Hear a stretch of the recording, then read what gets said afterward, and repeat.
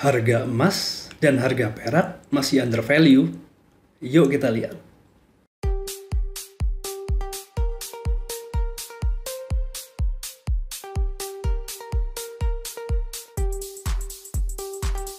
Halo guys, Assalamualaikum warahmatullahi wabarakatuh. Apa kabar semua? Semoga dalam keadaan sehat walafiat ya, dan tetap semangat dalam menjalani ibadah puasa di bulan Ramadan ini. Kali ini adalah edisi spesial teman-teman ya, karena video ini akan saya upload ke dalam dua channel saya, yaitu Mentor Keuangan dan juga Gudang Emas dan Perak. Nah, kenapa gitu? Karena kita topiknya adalah mengenai apakah harga emas dan perak ini under value ya. Nah, ini cocok untuk kedua channel tersebut. Kalau yang Mentor Keuangan untuk personal finance, jadi bagaimana teman-teman bisa menggunakan emas dan perak sebagai instrumen keuangan, dan tentunya kalau untuk gudang emas dan perak ini sebagai tambahan informasi dan wawasan ya. Nah, by the way, di sebelah kanan saya atau di sebelah kiri teman-teman, ini sudah ada perak yang keluar nih. Ini kebetulan semuanya keluar di bulan Ramadan ini ya. Jadi 4 seri Khalifah ya,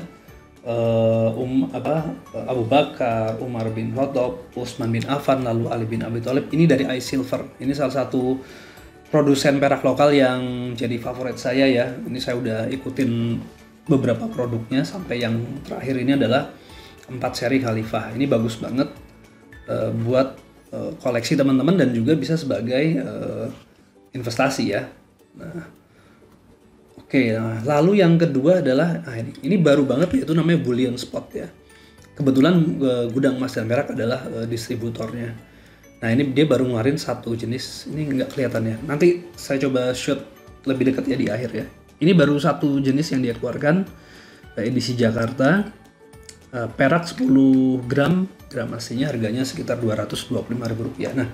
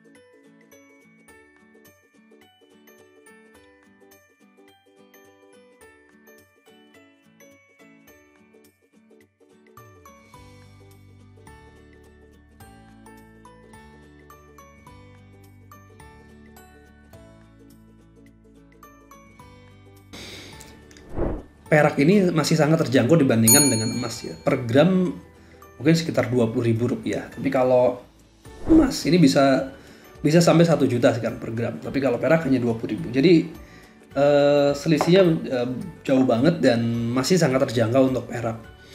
Nah, apa hubungannya dengan video kali ini? Karena perak ini pun yang harganya Rp20.000 mungkin per gram ini, itu masih sangat under value dibandingkan dengan emas ya. Kita udah tahu ya di gold silver ratio, kalau sampai 80 kali ya rasionya itu perak sangat under value.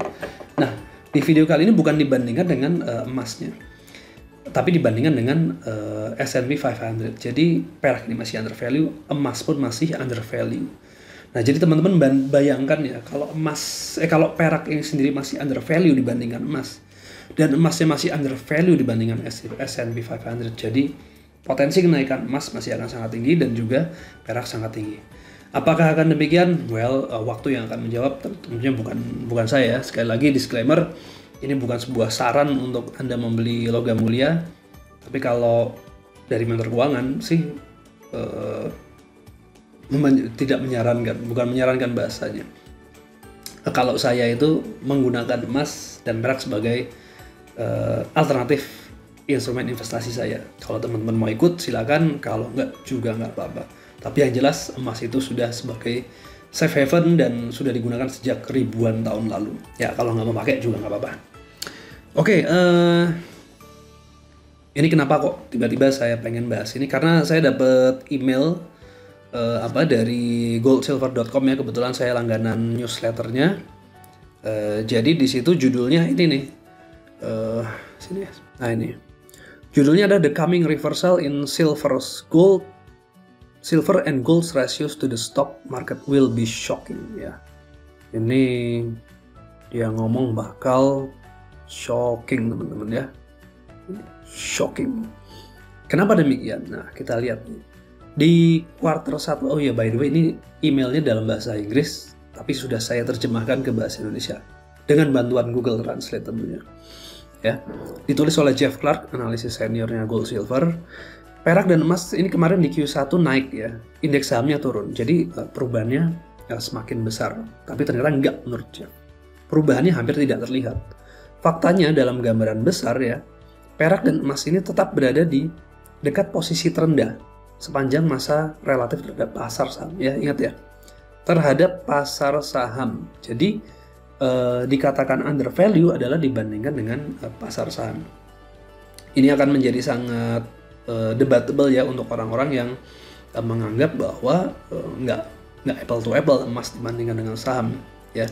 Tapi anyway, kita coba melihat dari salah satu sudut pandang ya. Kalau emas itu dinilai berdasarkan pasar saham ya, rasionya. Jadi kalau menurut Jeff Clark ya, emas relatif terhadap saham sangat undervalue ya. Ya, ini berikut adalah rasio emas terhadap S&P 500. Lingkaran merah berasal dari Jumat lalu 8 April. Yang ini teman-teman ya. 0,43 ya.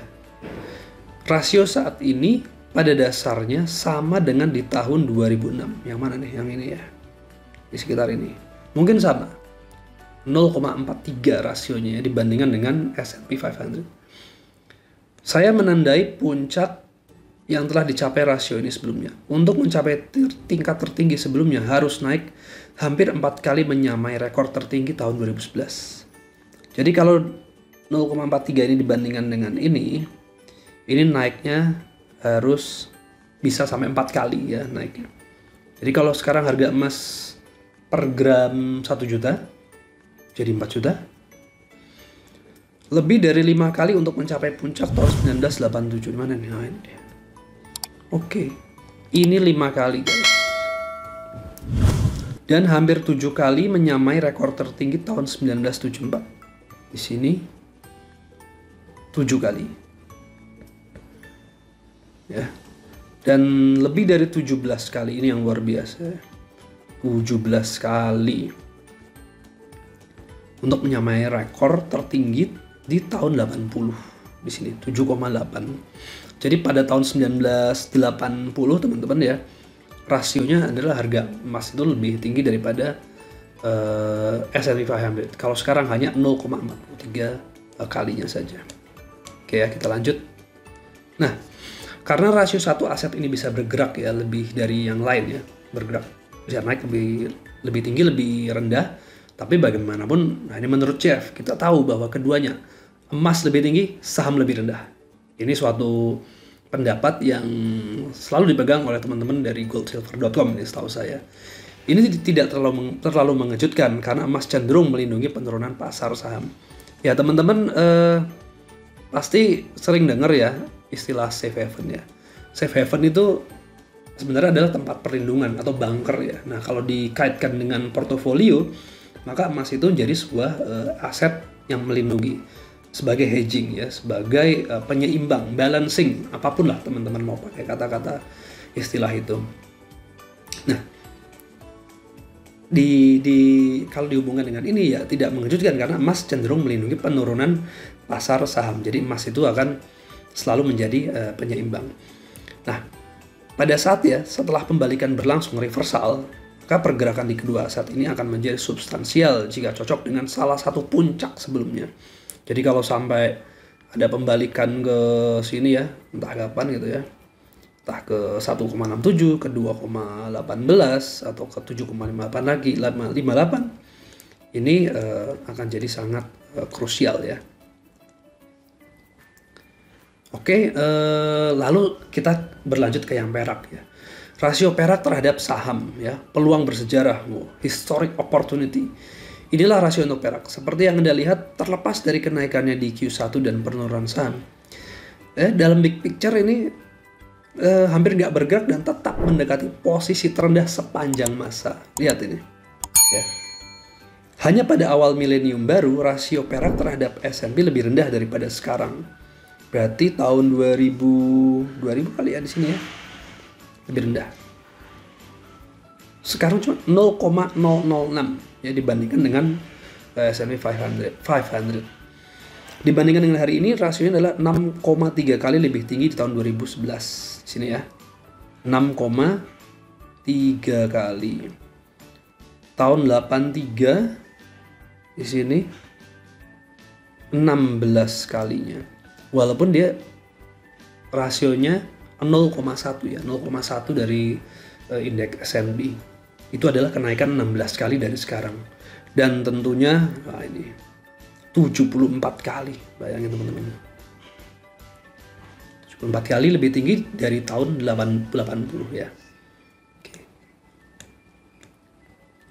Inilah jadi kenapa dikatakan emas dan perak itu undervalue jika dibandingkan dengan S&P 500. Jadi jangan bingung ya, kok bisa undervalue jika dibandingkan dengan S&P 500. Silver lebih rendah, emas pun juga lebih rendah, undervalue. Intinya di sini tidak bisa lebih jelas. Jika sejarah terulang, jika sejarah terulang dan rasio kembali ke salah satu level sebelumnya, itu berarti saham mengarah jauh lebih rendah dan perak jauh lebih tinggi. Sekali lagi ini adalah rasio sehingga seseorang bisa bergerak lebih, ya, bisa naik turun. Tapi kalau menurut Jeff Clark sudah pasti perak naik, saham turun. Dia akan kembali ke rasio yang pernah terjadi sebelumnya ya. No pretending or wishful thinking needed ya. Tidak perlu berpura-pura atau berangan-angan. Ingat, ini bukan rasio pura-pura, proyeksi model atau angan-angan di pihak saya. Semua rasio ini telah terjadi sebelumnya ya. Dan mengingat betapa terbentangnya mereka ke sisi bawah untuk emas dan perak, kemungkinan mereka bergerak lebih tinggi secara signifikan memang sangat tepat. Ya. Ketika rasio emas dan perak terhadap S&P 500 mulai berbalik, kerugian saham akan meningkat sementara keuntungan emas dan perak meningkat. Ya, berdasarkan sejarah, pergerakan tersebut mungkin akan menjadi substansial bagi kedua kelompok investor. Jadi untuk Anda yang sebagai investor saham pun ini juga menjadi sangat menarik. Untuk Anda yang investor emas dan perak pun ini juga sangat menarik. Ini jadi sebuah kesempatan ya, peluang ya, opportunity. Kalau kata Mike Maloney, the biggest transfer wealth in history of mankind. Tapi nanti saya akan coba kasih lihat teman-teman satu. Ini sebenarnya saya dapat iklan dari YouTube ya. Ada video iklan. Jadi namanya Nomi siapa ya? Nah ini. Namanya Bu Nomi ini namanya. Nomi Prince ya. Nanti kita akan bahas Nomi Prince sesaat lagi ya. Kita kembali ke yang tadi dulu. Biggest transfer wealth ya menurut Mike Maloney, dan itu juga yang dikatakan oleh si Bu Nomi ini. Inilah pertanyaan menarik. Begitu pembalikan dalam rasio ini meningkat, menurut Anda bagaimana reaksi rata-rata investor? Apakah mereka membuang setidaknya sebagian dari saham dan lari ke emas dan perak? Ya, kita lihat aja ya. Throw in the fact, lempar. Ini kalau bahasa Indonesia lemparkan fakta. Harus lihat bahasa Inggrisnya juga. Throw in the fact ya. Melihat fakta bahwa rata-rata investor berkerumun di dekat akhir dan pembalikan ini bisa melihat lonjakan yang serius. Jadi kalau udah terlambat ya bakal di akhir nanti baru wah udah entah harga perak atau emasnya udah sangat tinggi. Nah, saya harap Anda bukan salah satu dari mereka yang akhirnya menjual posisi saham yang hilang di dekat bagian bawah dan membeli emas di dekat bagian atas. Jangan sampai terlambat. Lakukan itu dan Anda akan menjadi korban transfer kekayaan. Ya ini, ada lagi kata-kata ini semua. Ini saya juga nggak ngerti kenapa dipakai semua ya. Wealth transfer ya, dan secara tidak langsung membantu saya dan teman-teman saya menjadi lebih kaya. Oke, instead mengingat bull market tidak bertahan selamanya dan butuh waktu lebih lama untuk pulih dari kehancuran daripada yang dipikirkan banyak investor. Ya, is it wise? Mungkinkah bijaksana untuk mengalokasikan sebagian portofolio Anda ke emas sekarang atau perak? Karena masih undervalue ya. Jika Anda tidak memiliki emas dan perak dalam jumlah berarti, saya mendorong Anda untuk membelinya sekarang. Nah, pada rasio ini, saat ini resiko Anda tampaknya sangat rendah. Anda bahkan dapat menghindari premi tinggi untuk emas dan perak. Itu tadi ya, premi seperti apa? Desain, kemudian juga mungkin karena kelangkaan. Itu kadang-kadang kita melihat ada satu perak batangan yang lebih mahal dari perak batangan lainnya, padahal sama-sama beratnya sama-sama. Ya. Anda dapat menghindari premi tinggi untuk emas dan perak. Dan jika Anda tidak membeli sekarang, seperti yang dikatakan Mike Maloney, transfer kekayaan akan datang dan Anda akan menjadi korban atau pemenang. Pilih yang mana, mau jadi korban atau mau jadi pemenang. Mengingat di mana rasio ini berada, investor emas dan perak ditakdirkan untuk menjadi pemenang. Oke. Ini garis besarnya ya. Jadi teman-teman, ini adalah pendapat dari adalah Jeff Clark ya, senior analis di Gold Silver. Dari hasil penelitiannya dia menemukan bahwa emas dan perak ini masih undervalue dibandingkan S&P 500. Pada saatnya nanti akan ada kebalikan, reversal, di mana harga saham turun dan emas perak sebagai safe haven akan naik ya. Whether you believe it or not, ya saya kembalikan kepada teman-teman semua. Oke, sekarang kita akan coba lihat mengenai apa yang tadi sudah sempat saya sampaikan. Nomi Print ya, dia menulis, ini saya dapat sebenarnya dapat iklan juga di YouTube ya. Jadi dia menulis mengenai Great Distortion ya. 150 triliun is set to rush into the accounts of Americans who prepare today. Don't be one of those left behind. Jadi Nomi pun menyebut bahwa akan ada transfer of wealth sebesar 150 triliun dolar. Kalau Mike Maloney, the biggest ya in history of mankind, kalau dia mengatakan nilainya sekitar 150 triliun US dollar. Nah, itu berapa rupiah silakan dihitung sendiri ya. Nah, artikelnya ada di Rough Economics ya. Ini sebenarnya dia menjual hasil penelitiannya ya. Tapi yang cukup menarik di sini. Kalau nggak kita langsung ke gambar. Saya kebetulan udah kumpulin gambar-gambarnya. Nah, Nomi ini menulis sebuah buku ya, Collusion namanya. Jadi How Central Bankers Rig the World ya. Nomi Prince. Ini saya jadi teringat buku ini apa, The Monster from Jekyll Hyde ya. Karangan siapa, Richard Griffin ya kalau nggak salah. Jadi asal sejarah terbentuknya The Fed. Nah, kenapa kok judulnya sekarang How Central Bankers Rig the World? Ini kok senada gitu. Ini juga saya. Padahal mungkin mereka janjian kali ya nulisnya. Oke, ini dia menulis buku itu. Lalu, nah ini yang menarik. America's Financial Future Explained in One Chart. Nah, so can you what exactly are we looking at here ya? Tahun 71 disinilah kalau dia mengatakan terjadi perpisahan. Jadi dimulai tahun 71. Kalau Nomi mengatakan tahun 71 ini terjadi distorsi pada US dollar. Richard Nixon mendistorsi US dollar. Tapi tentu kita tahu untuk yang mendalami emas dan perak, tahun 71 adalah Nixon shock, di mana Nixon melepaskan keterkaitan antara US dollar dengan emas ya. Oke. Nah, garis yang putih ini dia mengatakan adalah financial world economy, terus naik gitu ya, seperti ini ya. Tapi kalau yang kuning inilah real world economy, tetap aja segini. Nah, ini dimulai pada tahun 71, jadi terjadi perpisahan dari financial world dengan real world. Ini dimulai tahun 71, itu yang dikatakan oleh Nomi Prince ya. Kita lihat lagi gambar selanjutnya. Nah, money supply grew steadily until 71, then it exploded higher. Jadi pada sebelumnya money supply steady, tapi begitu mulai tahun 71, nah di sini lihat teman-teman, money supply-nya begini, cus ya, naik terus. Do you see what happened starting in 1971 here? Nah, money supply-nya naik terus. Oke ya. Oke, nah tahun 71 ya ini ya origin point-nya ya, perpisahan dari real financial world dan real world.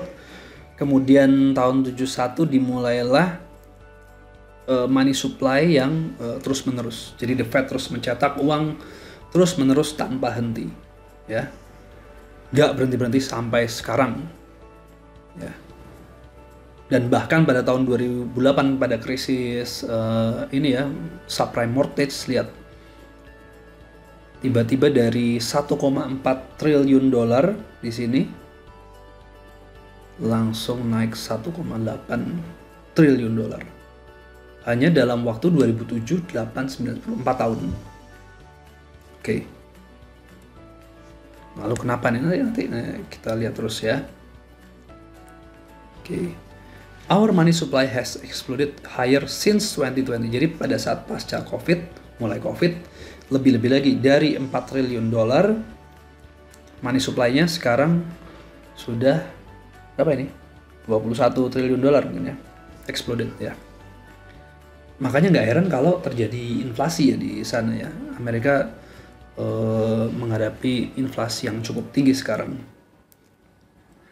Nah, America's huge pile of national debt makes combating inflation more difficult. 1% kenaikan di interest rate ya. Jadi kemarin baru naik interestnya ya di Amerika. Akhirnya apa? Akibatnya adalah 30 triliun dolar increase di biaya bunga dari national debt-nya. By the way, PDB-nya tingkat utangnya Amerika sendiri sudah melebihi produk domestik brutonya Amerika sendiri ya, udah lebih dari 100%. Nah, kalau dia meningkatkan suku bunganya, bertambah lagi kebutuhan untuk pembayaran utangnya ya, bunganya. Ini jadi makin makin tambah pusing. Nah, sementara emas naik 2.300% dari tahun 71 sampai berapa nih tahun ini, berapa nggak tahu deh. Ini 500. Kalau sekarang udah per troy ounce sudah 1.900 ya sekarang. Nah, apa sih lalu kenapa saya kok menampilkan apa yang dari si Nomi Prince kemudian Jeff Clark juga ini? Intinya ada kemiripan di situ. Kalau Mike Maloney mengatakan transfer of wealth ya, the biggest in the history of mankind dalam a few next decades, mungkin 10 tahun lagi, tapi ya nggak tahu, mungkin bisa lebih. Kalau yang tadi disampaikan oleh Nomi Prince ini yang Great Distortion ini ya, bentar. Great Distortion ini ada di sini. Nah, ini bisa berlangsung sampai 20-30 tahun lagi ya, gitu. Jadi intinya kesamaan dari mereka adalah adanya transfer of wealth ya.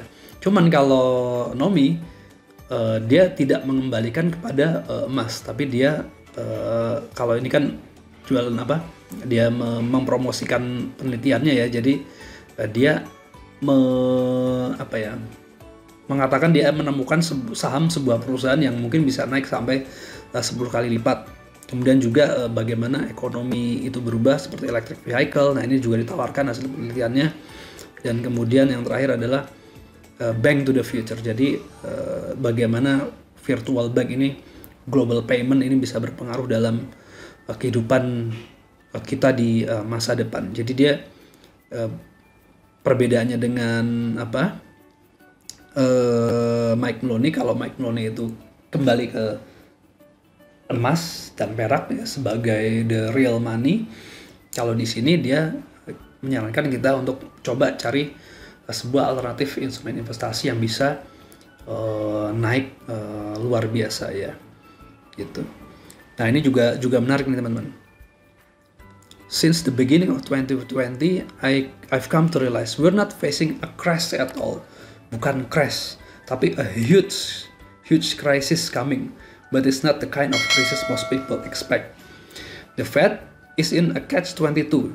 Catch-22 ini dilema. Jadi maju kena, mundur kena, makan buah si malakama. Jadi bingung. They can't stop printing and they can't raise rate enough to cap inflation. Jadi mau terjadi COVID seperti ini sekarang, butuh bailout ya, butuh banyak bantuan, harus cetak uang. Tapi itu ya akhirnya pada suatu titik menyebabkan inflasi ya. Tapi lalu kalau inflasi naikin suku bunga kan supaya orang naruh uangnya ke bank, ke tabungan. Tapi mereka nggak bisa menaikkan suku bunga cukup untuk menahan inflasi. Hasilnya ya ini a brand new distortion of our economy. Kalau Nomi mengatakannya great distortion ya. Apa istilahnya macam-macam lah ya, mau distortion, wealth of transfer silakan. Nah, ini udah panjang banget, 20 menit lebih ya di videonya, tapi nggak apa-apa. Kembali ke topik awal, jadi gold and silver undervalue jika dibandingkan dengan S&P 500. Potensi pembalikannya itu akan sangat tinggi sekali ya teman-teman. Kita lihat tingkat utangnya Amerika sendiri sekarang ini udah sangat-sangat tinggi. Kalau kemarin di web saya lihat US National Debt Clock ya, itu juga semakin tinggi terus dan eksponensial. Jadi pertumbuhannya itu udah bukan apa ya, garis lurusnya itu bukan kayak datar apa stabil gini ya. Jadi udah nanjak seperti ini. Sampai kapan itu akan berlangsung? Kalau di beberapa pendapat yang saya tahu tidak akan bisa seperti itu terus. Pada suatu titik tingkat utang itu nggak akan bisa dibayar lagi dengan menerbitkan utang-utang baru. Akhirnya terjadilah runtuh atau collapse. Inilah yang dikhawatirkan oleh Mike Maloney dan Nomi Print ini. Pada saat terjadinya keruntuhan itu, maka ya bisa terjadi hyperinflasi seperti yang terjadi di Jerman ya tahun 1920-an. Kalau bahkan untuk membeli sepotong roti aja harus bawa sekeranjang uang. Itu benar-benar mengerikan sih kalau menurut saya. Jangan sampailah Indonesia atau kita mengalami hal seperti itu. Namun siapa yang tahu ya, dalam waktu setahun, 2 tahun, atau 5 tahun, atau 10 tahun lagi dunia akan menjadi seperti apa, kita juga nggak tahu. Perubahannya terjadi sangat cepat. Nah, bagaimana kita sebagai masyarakat biasa ini menyiapkan hal tersebut? Kalau saya kembali lagi ke perencanaan keuangan, teman-teman harus punya dana darurat, liquid ya. Cash is the king, liquidity is the queen. Tapi kalau memegang uang itu akhirnya menjadi hal yang apa ya, nggak ada jadi nilainya. Memegang uang tunai pun mungkin nggak jadi pilihan ya. Harus sesuatu yang real dan liquid, which is ini adalah emas ataupun perak. Namun harus saya sampaikan ya teman-teman, tetap dalam kondisi seperti ini di mana uang tunai itu berperan, teman-teman harus punya uang tunai. Susah juga kan kalau teman-teman punya uang, punya perak atau punya perak lah, mau beli sesuatu harus menjual dulu peraknya. Tentunya ada spread di situ dan ada faktor waktu untuk melikuidasinya, akan jadi satu persoalan. Tetap uang cash teman-teman harus pegang ya. Namun jangan lupakan logam mulia dalam portofolio teman-teman. Kalau logam mulia kan bosen, naiknya pelan gitu ya, sok silakan bisa ambil alternatif investasi yang lain, tapi tetap berhati-hati ya, ketahui profil risiko teman-teman, sesuaikan dengan tujuan keuangan, dan jangan lupa ya, ini yang sering dilupakan dalam membuat sebuah perencanaan keuangan, sering kali dilupakan adalah yang harus dicatat, dicari pertama kali sebenarnya adalah apa tujuan hidup teman-teman. Kalau teman-teman punya tujuan keuangan mengumpulkan dana pendidikan anak sampai 100 juta, memang buat apa sebenarnya? Kalau teman-teman punya tujuan keuangan membeli sebuah rumah untuk tempat tinggal, memang dengan rumah itu teman-teman bisa apa sih? Cari tujuan hidup, baru kemudian tujuan dunia dan tujuan keuangan. Itu teman-teman bisa pelajari di dunia personal finance. Kalau di dunia emas dan perak, tentunya ini hanya sebuah alat ya.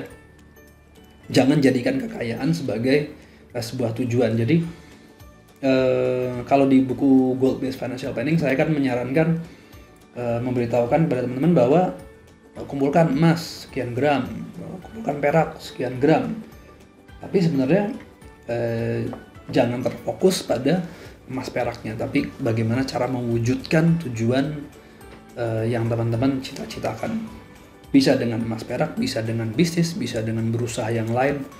Itu semua sangat terbuka peluangnya. Jadi hidup ini nggak hanya sekedar cuma nyari emas, nyari perak, nyari uang, nyari saham, nyari apapun. Tapi beyond that, Anda punya tujuan hidup yang harus dicapai. Jadi kemana-mana ya ngomongnya ya. Padahal ngomongnya cuma mau gold, silver, under value. Ya udah. Terus kalau udah under value gimana? Silakan pilihan dikembalikan kepada teman-teman. Mau diakumulasi, mau dijual, mau dibeli lagi, atau mau dikasih ke saya juga boleh. Yang penting tetap sehat, tetap semangat, dan semoga sukses. Assalamualaikum warahmatullahi wabarakatuh. Semoga bermanfaat. Sampai jumpa.